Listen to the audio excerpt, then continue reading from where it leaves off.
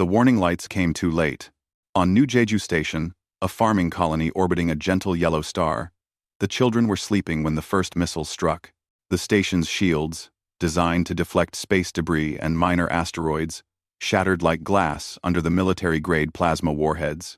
Entire sections of the habitat ring blew apart, venting atmosphere and 2 million souls into the void. 300 light-years away, on Busan Terraform Colony, farmers were harvesting their crops when the sky began to burn. The Velkrin bombardment fleet emerged from faster-than-light travel directly above the colony's main settlement. They didn't bother with warnings or demands. They simply opened fire. Cities evaporated. Mountains melted. The carefully engineered atmosphere ignited and choked what the bombs didn't kill immediately. At Daegu Outpost, a mining colony in a remote asteroid belt, the attack was almost casual. The Velkrin destroyer that arrived simply activated its main cannon and methodically reduced every habitat dome to glowing slag. It took 6 hours. The miners couldn't even evacuate. There was nowhere to go. In total, 5 million human beings died in a single day. The Velkrin War primary Thex Nor watched the after-action reports with satisfaction. The reptilian commander's scales gleamed under the command center lights as he reviewed the tactical displays. Every target destroyed. Minimal Velkrin casualties. The operation was textbook perfect. The mammals will understand now, Thex Nor said to his second-in-command. Their expansion into our territory ends today. They will beg for peace, and we will grant it on our terms. His officers agreed. Humanity was weak. Everyone knew it. They were traders and engineers, diplomats and merchants. They built things and sold things. They talked endlessly about cooperation and mutual benefit. In 200 years of galactic presence, humans had never fought a single war with another species. The Velkrin expected immediate communication, desperate pleas for ceasefire, offers of territory and resources, perhaps even unconditional surrender. Instead, they got silence. Every human diplomatic channel went dark within an hour of the attacks. Human ambassadors at the Galactic Council simply stood up, gathered their materials, and walked out without a word. Human trade ships across the galaxy activated their faster-than-light drives and vanished. Space stations that had welcomed all species for decades suddenly went into lockdown, refusing all traffic. The galaxy's most talkative species stopped talking entirely. On Earth, in the capital city of Seoul, President Bo-Ra sat in the emergency command center deep beneath the city. Her face was carved from stone as she watched the casualty reports scroll across the screens. 5 million dead. 5 million civilians who had been farming, mining, building lives on distant worlds. Madam President, her military advisor began carefully, the Galactic Council is requesting our response. They want to mediate. No. Her voice was quiet, but absolute. Ma'am, if we don't respond to diplomatic channels, they'll assume. Let them assume. Bo-Ra stood and walked to the large display showing the locations of all human colonies. 17 worlds, scattered across the Orion Arm. Peaceful, productive, vulnerable. How long until the silent fleet is ready? The military advisor swallowed hard. 72 hours for full mobilization. Make it 48. She turned to face the room full of senior officials. Activate the Dragon Protocol. Full authorization. No restrictions. The room fell silent. Several officials went pale. The Dragon Protocol was the most classified program in human space. Most people didn't even know it existed. Admiral Dae-hyun, commander of the Pacific Fleet, stepped forward. He was 60 years old, gray-haired, with eyes that had seen too much. Madam President, once we activate the protocol, there's no going back. The galaxy will know what we've been hiding. Good, Bo-Ra said coldly. They killed 5 million of us. They murdered children. They thought we were weak. She looked at each person in the room. It's time to remind the galaxy what humans really are. far from Earth, in a dead system with no habitable planets and no resources worth mining. Something was waking up. The facility had no official name. It didn't appear on any map or registry. To the few who knew it existed, it was simply called the Forge. Deep inside a hollowed-out moon, thousands of warships hung in silent dock. These weren't exploration vessels or cargo haulers. They were weapons, pure and simple, built in secret over decades. Captain Jae Sung stood on the bridge of the UHN Incheon, a stealth carrier 3 times the size of any civilian ship humanity had ever built. Around him, console lights were coming online for the first time in years. His crew moved with practiced efficiency, running system checks and weapons diagnostics.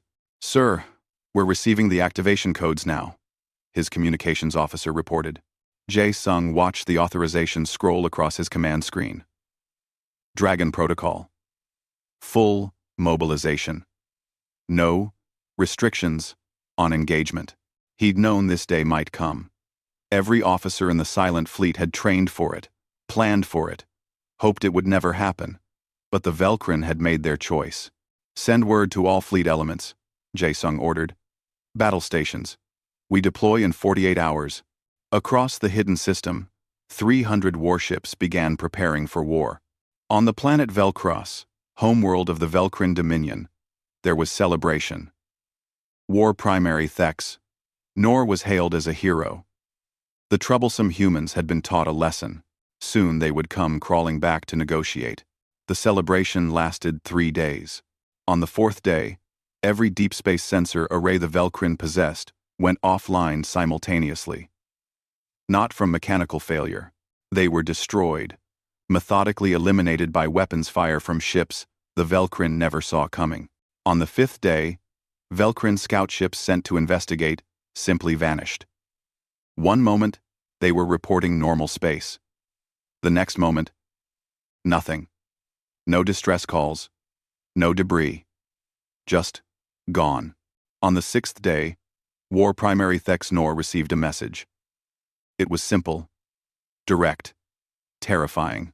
A human face appeared on his screen. Admiral Dae-hyun looked tired and very, very angry. "You bombed 3 of our colonies," the human said quietly. "You killed 5 million civilians. You murdered children while they slept. You thought we were weak because we chose peace." The transmission ended. Thex Nor immediately ordered his fleets to defensive positions. He called for reinforcements from allied systems. He activated every defense platform and military installation the Dominion possessed. It wouldn't be enough. In the darkness between stars, the dragons were awake and hunting. And they were very, very hungry. Dr. Hwan walked through the sterile corridors of Research Station Omega, a facility that officially didn't exist. His security clearance was among the highest in human space, yet even he felt uncomfortable in these halls. The things created here were never meant to see daylight. He stopped at a massive vault door. His handprint, retinal scan, and voice pattern were all verified before the locks disengaged with a heavy thunk. Inside, row upon row of sealed containers held humanity's darkest secrets. "I hoped I'd never have to open this room," Hwan said to his assistant. "We all did, sir," she replied quietly. "But they murdered 5 million people." Hwan nodded and began pulling files. Biological agents, designed to target specific alien genetic markers. Nanomachine plagues that could disassemble organic matter at the molecular level. Weaponized viruses that made ancient human diseases look merciful by comparison. Humanity had prepared for this. They'd always been prepared. The galaxy thought humans were newcomers to warfare. They were wrong. Humans had been fighting wars for 10,000 years before they ever left Earth. They'd nearly destroyed themselves dozens of times. Nuclear weapons, chemical warfare, biological genocide. Humans had tried every possible way to kill each other, and then they'd stopped, not because they became peaceful by nature, but because they finally understood what they were capable of. They looked at their blood-soaked history and made a choice. Never again. Never again would humans fight each other.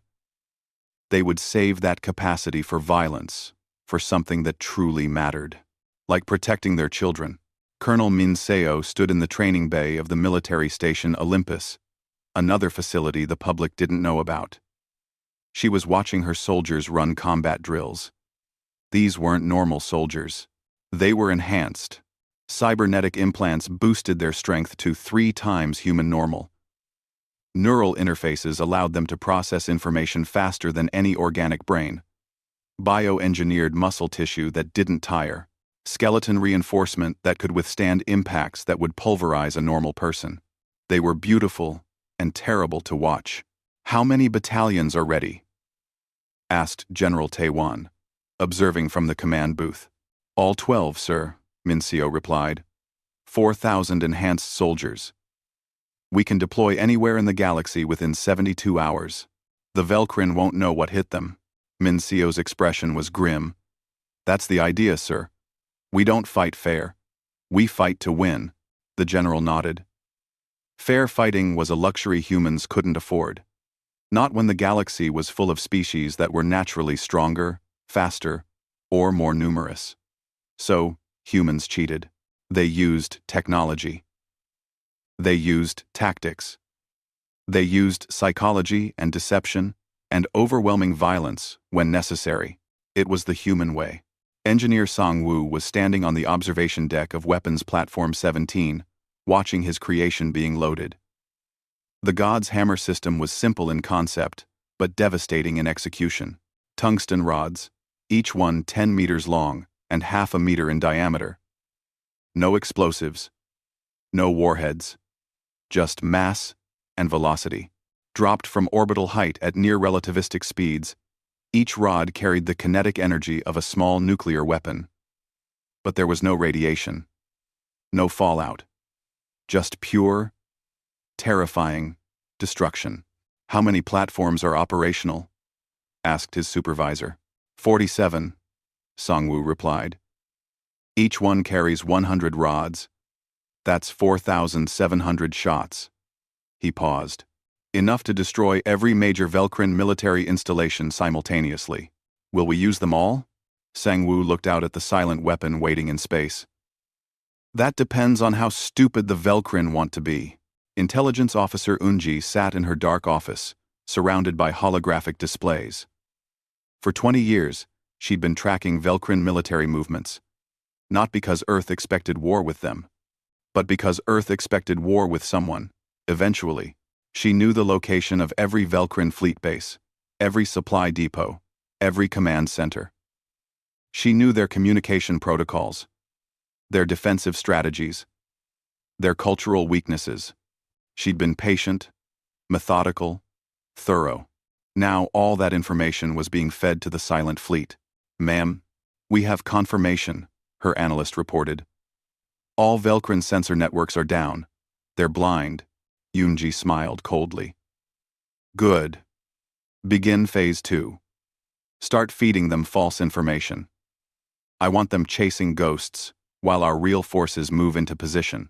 "What kind of false information?" "Make them think we're massing for an attack on their outer colonies. Pull their forces out of position. When they realize their mistake, it'll be too late." The analyst looked uncomfortable. "Ma'am, this feels like we've been planning this for decades." "We have been," Yoonji said simply. "The Velcrin aren't special. We've been planning for war with every major species we've encountered. It's not paranoia if they actually attack you." President Bo-Ra appeared on every screen in human space simultaneously. Her address was broadcast to Earth, to every colony, to every human ship and station. But it was also broadcast to the Galactic Council and every member species. "My fellow humans," she began. 3 days ago, the Velcrin Dominion launched an unprovoked attack on 3 of our colonies. They murdered 5 million people. They destroyed homes and dreams and futures. They killed our children. Her voice remained calm, but her eyes burned with cold fire. "The galaxy knows us as peaceful, as traders and builders. as diplomats who prefer words to weapons. This is true. We are all of these things. But what the galaxy has forgotten is that we chose to be peaceful. We chose to put away our weapons. We chose to smile, and trade, and build. She leaned forward slightly. The Velcrin have reminded us why we made weapons in the first place. They've shown us that peace is only possible when others respect it. They've demonstrated that choosing peace is not the same as being helpless. Bora's expression hardened. So let me be clear to the Velcrin Dominion and to anyone else watching. We gave you peace. You responded with genocide. Now you will receive justice, and you will learn what humans become when you threaten our families. She gestured, and the display behind her changed. It showed the silent fleet. 300 warships, emerging from hidden bases, armed and ready. These ships have existed for 50 years, hidden, waiting, hoping they'd never be needed. Every human warship ever built was designed for one purpose: to ensure that if someone attacked us, they would regret it completely. The display shifted again, showing weapons platforms, enhanced soldiers, orbital bombardment systems. We are not the weak species you thought we were. We are the species that nearly destroyed itself a dozen times and learned from it. We are the species that turned all that violence, all that rage, all that capacity for destruction outward. We locked our weapons away and chose peace. But we never forgot how to fight. We just stopped fighting each other. Bora stood. To the Velcrin leadership, surrender now, and this ends with trials and justice. Continue, and this ends with your complete military annihilation. To the rest of the galaxy, we're showing you what we're capable of, so you never have to experience it yourselves. Learn from the Velcrin's mistake. The transmission ended. Across the galaxy, species that had considered humans soft and weak began frantically reviewing their own policies toward human colonies. Ancient warrior races looked at the silent fleet's specifications and felt something they hadn't experienced in centuries: fear. The dragons were awake. And everyone was about to learn why humans had kept them chained for so long. The Battle of Velcrin Prime's outer system didn't start with a glorious charge or dramatic declaration.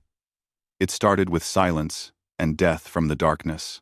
Admiral Daehyun stood on the bridge of his flagship, the UHN Seoul, watching the tactical display. His fleet of 60 warships hung in deep space, completely invisible to Velcrin sensors. Stealth technology that humanity had perfected over decades made them ghosts. All ships report ready, Admiral, his tactical officer announced. Daehyun studied the enemy positions.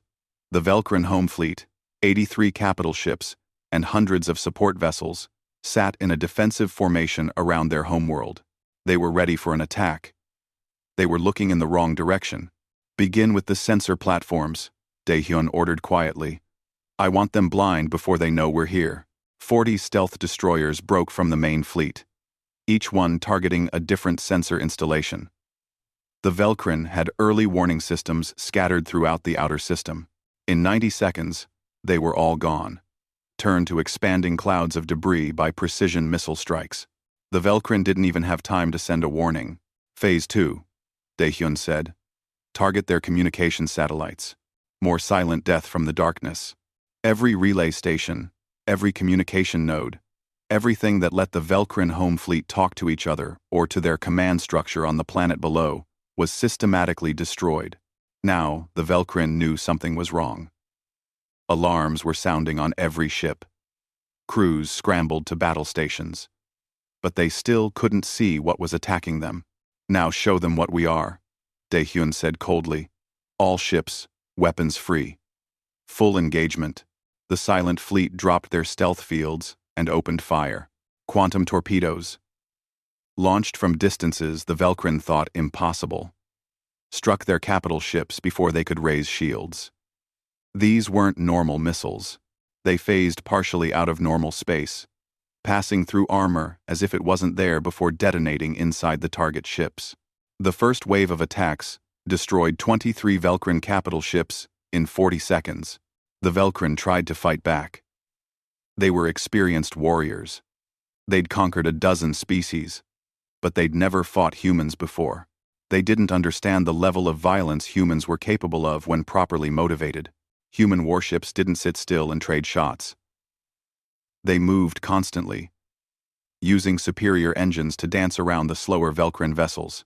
Human targeting systems, designed by a species that had been finding better ways to kill each other for millennia, didn't miss.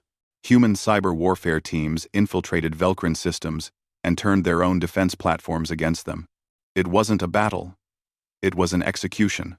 Captain Jae Sung commanded the carrier group that hit the Velcrin's eastern flank. His stealth carriers launched wave after wave of automated drones. Each drone was small, fast, and carried a single antimatter charge. Hundreds of them swarmed Velcrin cruisers like angry insects, detonating against shields and armor until both failed. "Sir, they're trying to retreat," his weapons officer reported. "Don't let them," Jae-sung ordered. "Pursuit pattern Delta. Nothing escapes. Human destroyers, faster than anything the Velcrin had, chased down fleeing ships. The few Velcrin vessels that managed to activate their faster-than-light drives found human ships already waiting for them when they emerged. Yoonji's intelligence network had predicted every possible escape route. In 4 hours, the Velcrin home fleet was destroyed. 60% casualties. The remaining ships were so damaged they could barely maintain orbit. The pride of the Velcrin military, the fleet that had conquered worlds, was reduced to burning wreckage and distress signals. Human losses: 2 destroyers with moderate damage. No casualties. Admiral Dae-hyun broadcast a message on all Velcrin frequencies. His face appeared on every screen on Velcrin Prime, on every surviving military vessel, on every Velcrin colony and station. "You killed our children while they slept," he said quietly. "We will be more merciful. We'll let you see us coming. You have 48 hours to surrender War Primary Thex Nor and every officer involved in planning the attack on our colonies. If you do not comply, we will demonstrate what happens when humans stop being civilized." The transmission ended. On Velcrin Prime, panic spread. The unbeatable home fleet was gone. The humans were in orbit, and they were angry. Colonel Minseo's dropships punched through the atmosphere of Velcrin Military Station Delta 7 like meteors. This was a command and control center, buried deep in a mountain range on a moon orbiting a Velcrin colony world. The Velcrin thought they were safe. They were wrong. Minseo and her enhanced soldiers hit the ground, moving. They were faster than the Velcrin defenders, stronger, and completely ruthless. Cybernetic reflexes let them dodge incoming fire. Enhanced strength let them tear through fortified doors. Neural interfaces let them coordinate perfectly without speaking a word. "Clear left corridor," Minseo ordered. Her voice transmitted directly through neural links. "Seal the exits. No one escapes." The battle was short and brutal. Velcrin soldiers were trained warriors, but they were fighting enhanced humans in close quarters. It wasn't a fair fight. It wasn't meant to be. In 20 minutes, the command center was secured. In 40 minutes, Minseo's team had downloaded every piece of intelligence data in the facility. In an hour, they were back on their dropships, and the mountain that had housed the command center was reduced to rubble by orbital bombardment. "Target secured, mission accomplished," Minseo reported. "No casualties on our side." Similar operations were happening across Velcrin space. Human special forces teams, moving with speed and precision that seemed impossible, were systematically dismantling the Velcrin military infrastructure. Every command post, every intelligence facility, every strategic installation. The humans weren't just winning. They were demonstrating complete military superiority. Engineer Sang-woo watched from the orbital weapons platform as the first God's Hammer strike was authorized. The target was a Velcrin military academy, a training facility for their officer corps. Intelligence reported it had been evacuated, but Sang-woo didn't care. The building represented something important to the Velcrin. That's what made it a target. "Firing solution locked," his weapons officer reported. "Release weapon," Sang-woo ordered. The tungsten rod dropped from the platform, accelerating under gravity and thrusters. It hit the atmosphere and became a streak of fire across the sky. The Velcrin on the ground had maybe 30 seconds warning. Not enough time to do anything except watch. The rod struck at 40,000 kilometers per hour. The explosion looked nuclear. The shockwave leveled everything within 2 kilometers. The Academy, a grand structure that had stood for 300 years, ceased to exist. In its place was a crater half a kilometer wide and glowing with residual heat. No radiation, no fallout, just physics and human engineering. Target destroyed. The weapons officer confirmed unnecessarily. Everyone watching could see the results. Next target, Sangwoo said coldly. They wanted war. We're giving them war. Across the galaxy, other species watched in horror. The peaceful humans, the traders and diplomats, were methodically destroying one of the most powerful military empires in known space. And they were making it look easy. The Galactic Council called emergency sessions. Ambassadors from a dozen species demanded that humanity cease their offensive. They spoke of proportionality, of rules, of warfare, of civilized behavior. President Bo-Ra listened to their concerns with a face carved from ice. Where was this concern when 5 million humans died? She asked quietly. Where were these rules when the Velcrin bombed civilians? Where was civilization when our children were murdered? The council chamber fell silent. You want us to stop? Bo-Ra continued. Convince the Velcrin to surrender those responsible. Otherwise, we will continue until they do. Or until there's nothing left of their military. Whichever comes first. She ended the transmission. Admiral Dae-hyun received reports from across the theater of operations. Every engagement was a victory. The Velcrin were in full retreat. Their allies were abandoning them. Their leadership was in hiding. He should have felt triumphant. Instead, he felt tired.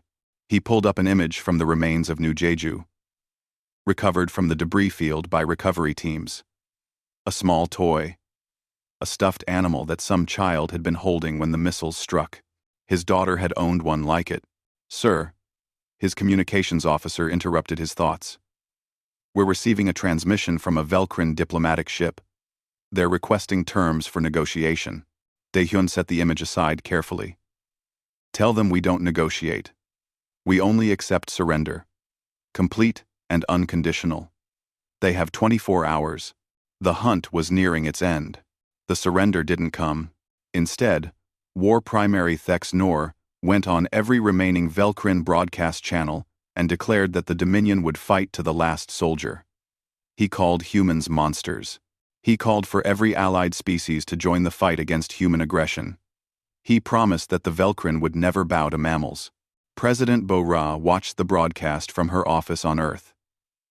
When it ended, she turned to her military council. Strategic decimation, she said simply. Full authorization. General Tae-won looked uncomfortable. Madam President, that protocol targets civilian infrastructure, industrial centers, resource production. It will cause massive economic collapse and potentially millions of civilian casualties from starvation and system failures. They had 48 hours to surrender. Bo-Ra replied coldly. They chose defiance. Now they'll learn the cost of that choice. The order went out. Human fleets moved on every major Velcrin industrial world. These weren't military targets, in the traditional sense. They were factories, power generation facilities, food production centers, water treatment plants. The infrastructure that kept a civilization running. The humans didn't bomb them randomly. They were precise, surgical. They disabled, rather than destroyed, when possible. But the message was clear. The Velcrin economy was now under human control. Every meal they ate, every liter of water they drank, every watt of power they used, existed because humans allowed it. Captain Jae-sung led the operation against Velcrin Industrial Complex Gamma 9. His orders were specific. Destroy manufacturing capability, but minimize civilian casualties. Target the factory district, he ordered. Precision strikes only. No residential areas. His weapons officer hesitated. Sir, the factories are intermixed with civilian housing. We can't hit one without affecting the other. Jae-sung's jaw tightened. This was the ugly reality of total war. Can we disable them without destroying them? Cyber warfare team says they can crash the control systems. The factories will be offline for months, maybe years, but the buildings will remain intact. Do it. Similar decisions were being made across the theater of operations.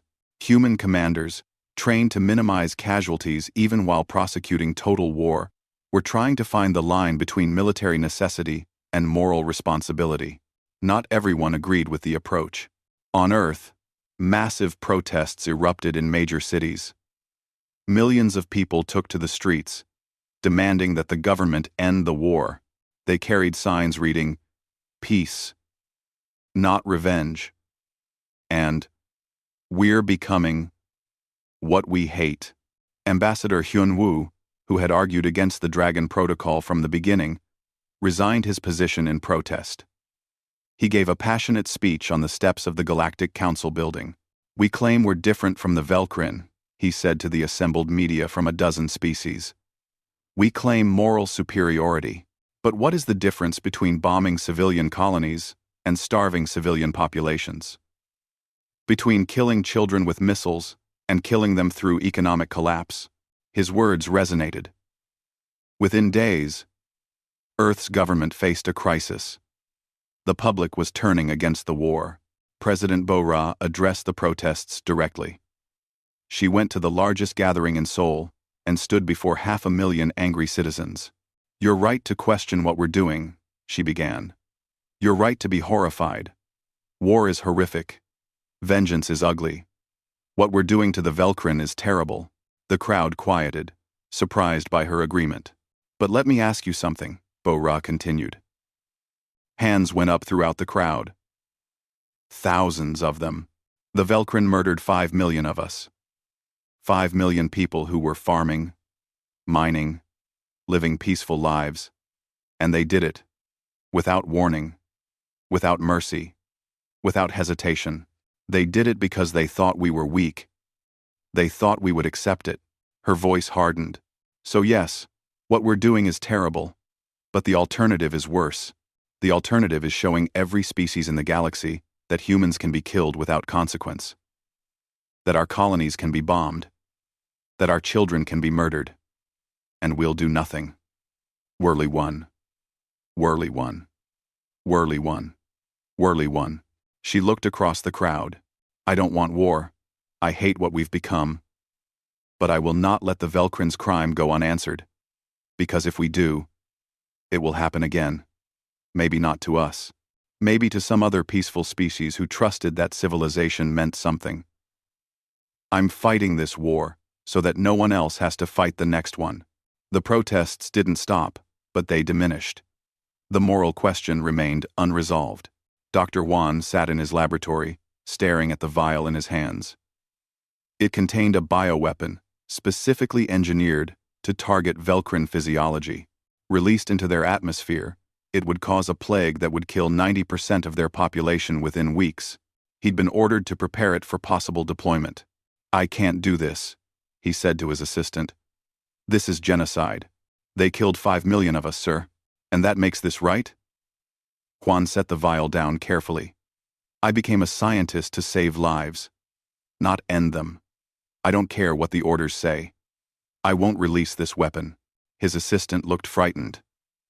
"Sir, refusing a direct order during wartime is treason. They could execute you. Then, they'll have to execute me." Juan stood. "I'll accept whatever punishment comes. But I will not become a mass murderer. There has to be a line we won't cross." Intelligence Officer Eun-ji had no such doubts. Her teams had finally located War Primary Thex Nor. The Velkrin leader was hiding on a remote station in a system far from the main fighting, surrounded by his most loyal troops. "We have him," she reported to Admiral Dae-hyun. "The station is heavily defended, But Colonel Minseo's team can breach it. Do it, Daehyun ordered. I want him alive. The assault on Thexnor's hiding place was swift and brutal. Minseo's enhanced soldiers cut through the Velkrin defenders like a blade through paper. The Velkrin fought bravely, but bravery wasn't enough against human technology and human rage. Thexnor was found in his command center, surrounded by dead guards who'd tried to protect him. He was injured, but alive. You're coming with us, Minseo told him. You're going to stand trial for what you did. The Velkrin leader's scales were dull with shock. You can't do this. I'm a sovereign military commander. I have rights under galactic law. Minseo's laugh was without humor. You have the rights we choose to give you, which is more than you gave the children of New Jeju. 1 pp. Exudation as Helpi. 1 p. Jeju. Then the Velkrin made their desperate gamble. A suicide fleet, comprising every remaining warship they could scrape together, launched a direct attack on Earth itself. 87 ships, many damaged, all crewed by warriors who knew they weren't coming back. Their mission was simple. If they were going to lose, they'd make humanity pay the ultimate price. They never made it past the moon. The galaxy had thought the Silent Fleet was humanity's secret weapon. They were wrong. Earth's home system was protected by defenses that made the Silent Fleet look gentle. Weapons platforms that had been built into asteroids and moons, hiding in plain sight for 100 years. Automated defense grids that could track and destroy thousands of targets simultaneously. Energy weapons that could boil away a ship's armor in seconds. The Velkrin suicide fleet lasted 11 minutes.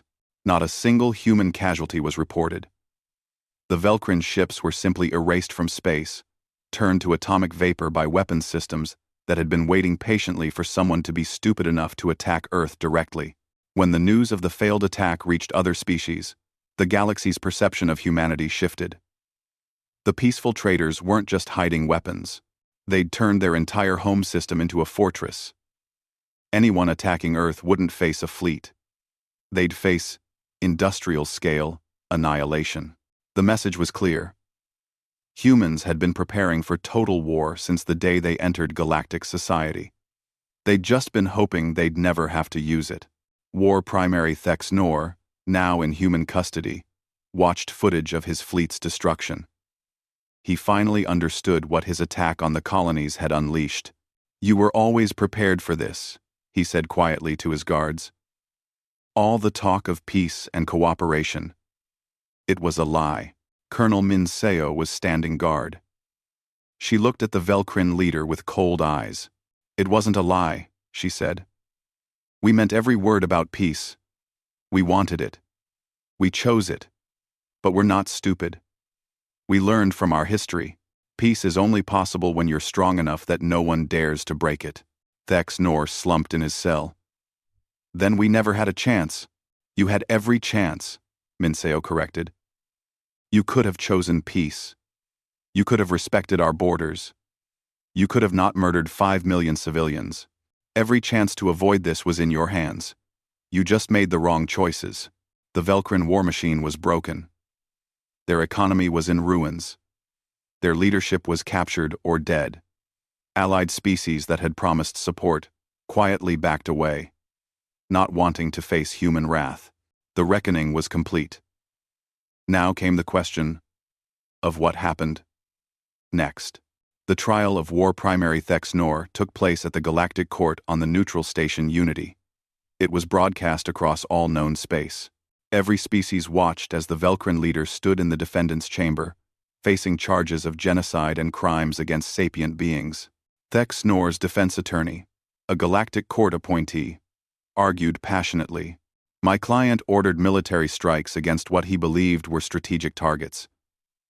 The colonies were in disputed territory. While the loss of civilian life is regrettable, this was a military operation, not genocide.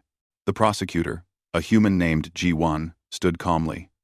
The defense claims these were military targets. Let me show you what a military target looks like to the Velkrin. The displays showed footage from New Jeju, children's playgrounds, schools, farming communities, residential blocks.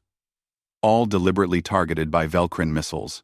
This was a child, Ji-won said, showing an image recovered from the debris. 6 years old. Her name was Yuna. She loved drawing and wanted to be a doctor. She was sleeping when the missiles hit. The courtroom was silent. The Velcrin didn't bomb military bases, Ji-won continued. They didn't target defense installations. They specifically chose civilian population centers. They did it to terrorize us, to force our surrender through the murder of innocents. That is not warfare.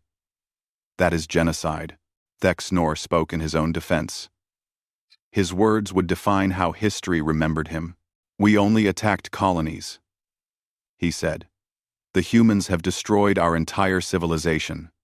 They've ruined our economy. They've killed millions through starvation and system collapse. They've reduced us to begging for survival. How is that proportional to 3 colony strikes? Admiral Dae-hyun was called to testify. He stood in the witness chamber, looking directly at Thexnor. You murdered 5 million civilians and thought we would accept it, Dae-hyun said quietly. You were wrong. Not about our capacity for violence. You were wrong about our willingness to unleash it when you threaten our children. But the response was excessive, Thexnor protested. You've destroyed us completely. Dae-hyun's expression was stone. You started a war. We finished it. You wanted to teach us a lesson about strength. Consider the lesson learned. By everyone. Everyone. The defense attorney tried a different approach. Even if we accept that the initial attack was criminal, doesn't the scale of human retaliation constitute its own war crime? The starvation? The economic warfare? President Bo-ra took the stand for this question. Every action we took was designed to end the war as quickly as possible with minimal additional bloodshed, she stated. We could have bombed Velcrin cities the way they bombed ours. We could have deployed weapons that would have killed billions. We didn't. We targeted military and industrial infrastructure. We used precision when we could have used annihilation. But millions died from your blockade and infrastructure attacks. The defense pressed. Bo-ra's eyes were hard. And 5 million died from Velcrin missiles. War is terrible. But we didn't start this war. We ended it. There's a difference. The Galactic Court deliberated for 3 days. The verdict came on the 4th day. We find the defendant, War Primary Thexnor, guilty of all charges. He is sentenced to life imprisonment. Furthermore, we find that while humanity's response was severe, it was within acceptable parameters of defensive warfare. The initial attack on civilian targets by the Velcrin Dominion was unprovoked and criminal. The decision was controversial. Many species thought it was too harsh on the Velcrin. Many humans thought it was too lenient. But it was final. The political consequences reshaped the galaxy. The Velcrin Dominion was dissolved. Their military was disbanded. Their surviving population was placed under Galactic Council protection to ensure they received humanitarian aid. Velcrin worlds would be rebuilt, but they would never again be a military power. Humanity was granted a permanent seat on the Galactic Council Security Force. Human ships would now patrol and protect trade routes. Human representatives would have veto power over military actions. The Dragon Doctrine was formalized into galactic law. Any deliberate attack on civilian populations would be met with unlimited defensive response. Proportionality would be measured by the offense, not the defense. President Bo-ra addressed the galaxy one final time. We showed you the dragons, she said. We showed you what humans become when you harm our families. We don't want to do this again. We beg you not to make us do this again. She paused, letting the words sink in. But understand. The dragons are always watching now. We will continue to be peaceful. We will continue to trade and build and cooperate. But we will never again be vulnerable. We will never again be unprepared. And we will never, ever, forget what happens when someone mistakes our choice for peace as weakness. The transmission ended. Admiral Dae-hyun retired 3 months after the trial. He was 62 years old and looked 80. The war had aged him in ways that time alone couldn't explain. He went to the memorial that had been built at the site where New Jeju once orbited. 5 million names were carved into black stone panels that stretched for kilometers. In the center was the eternal flame, burning in the void through technology, a reminder that would never fade. He found his daughter's name, ran his fingers over the carved letters. "It's done," he said quietly to her memory. "They paid for what they did. The galaxy knows now. No one will ever do this again." A young woman stood nearby, also looking at the names. She noticed Dae-hyun's uniform and the admiral's insignia. "Were you here?" she asked. "During the war? I commanded the fleet," Dae-hyun replied. She was quiet for a moment.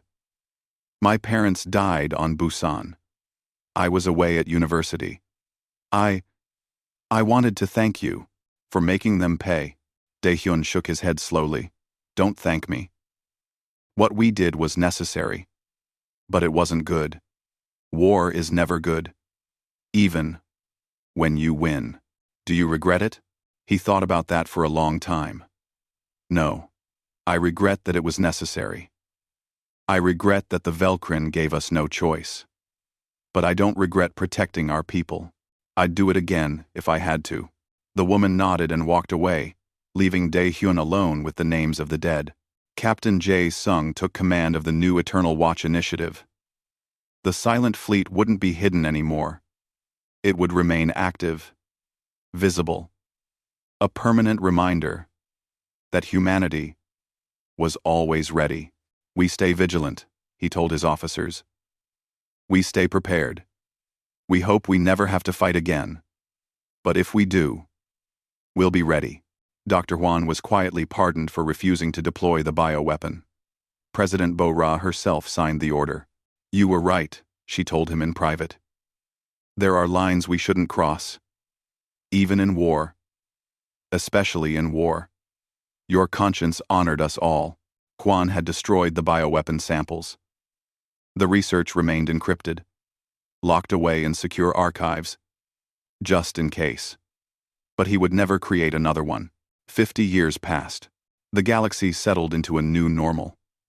Humanity continued to be active traders and diplomats. They built things. They shared technology. They made friends. But everyone remembered the Velkrin War. Human ships were treated with respect at every port. Human colonies were left unmolested. Human diplomats spoke softly, but carried the weight of dragons behind their words. A young Velkrin woman named Kessa traveled to the New Jeju Memorial. She was born after the war, part of a new generation, trying to rebuild their species' reputation. She stood before the wall of names, feeling the weight of history. An elderly human man stood nearby. She recognized him from historical photos. Taemin, Admiral Dae-hyun's son. "I'm sorry," Kessa said quietly. "For what my people did." Taemin looked at her. He was 70 now, but his eyes were kind. "You weren't responsible," he said gently. "Your leaders were. They paid. It's over." "Do you hate us?" Kessa asked. "The Velkrin?" Taemin considered the question carefully. "I hate what happened. But you? You weren't there. You didn't do this. Hating you would be like the Velkrin hating all humans for what we did to them." He smiled sadly. "That's how cycles of violence continue. Someone has to choose to stop. Is that why you work with Velkrin refugees?" Kessa had researched him. He ran a charity, helping displaced Velkrin find new homes. "My father fought to protect humanity," Taemin explained. "Now I work to make sure his grandchildren never have to. That means helping everyone, even former enemies. Maybe especially former enemies." Kessa looked back at the memorial. Will it ever be forgiven? Forgiven? Maybe not. Forgotten? Never. But we can move forward. Together. They stood together in silence, a human and a Velkrin, at a memorial to 5 million dead. The past couldn't be changed. But the future wasn't written yet. Across the galaxy, a young species was emerging into space for the first time. They were aggressive, territorial, confident, in their military might. They looked at the established species and saw weakness. They saw opportunity. Their military council suggested they could easily take some of the border colonies, establish dominance early, show the galaxy they were strong. Their intelligence chief pulled up historical files, showed them footage of the Velcrin War, the burning worlds, the destroyed fleets, the absolute certainty of human response when their civilians were threatened. "These are the humans," the intelligence chief said. "They look peaceful. They trade and build and smile. But if you touch their families, they will erase you from existence, not because they're evil, because they're committed. They chose peace, but they never forgot how to fight, and they fight to win." The military council watched the footage in silence. "Recommendation?" their commander asked. "Trade agreement, cultural exchange, peaceful borders. Under absolutely no circumstances should we threaten their colonies. Because they're too strong?" The intelligence chief shook his head. "Because humans don't have a military. They have barely restrained apocalypse-wearing uniforms. There's a difference. They've proven they'll use it. Let's not give them a reason." The recommendation was approved unanimously. On Earth, President Bora's successor reviewed the intelligence report about the new species, another potential threat that had chosen peace instead. "The dragons worked again," she commented. "They always do, Madam President," her advisor replied. "Speak softly, carry a very big stick, and make absolutely certain everyone knows about the stick." The successor smiled slightly. "Peace through strength. My predecessor was right. It's not about being ready to fight. It's about being so prepared that no one dares to start a fight. Should we send a diplomatic delegation to the new species? Absolutely. With trade opportunities and cultural exchange programs.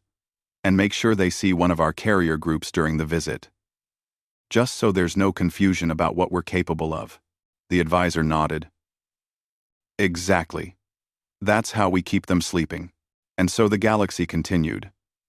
Humanity traded and built and made friends. They were peaceful, generous, and kind. But every species knew the truth now. The dragons were always there, always watching, always ready. Never again would someone mistake human kindness for weakness. Never again would someone think they could attack human families without consequences. Never again would the galaxy forget what happened when you awakened the dragons. The memorial at New Jeju remained, eternal flame burning in the void. 5 million names carved in stone. A promise and a warning in equal measure. We chose peace. We will defend it. Absolutely.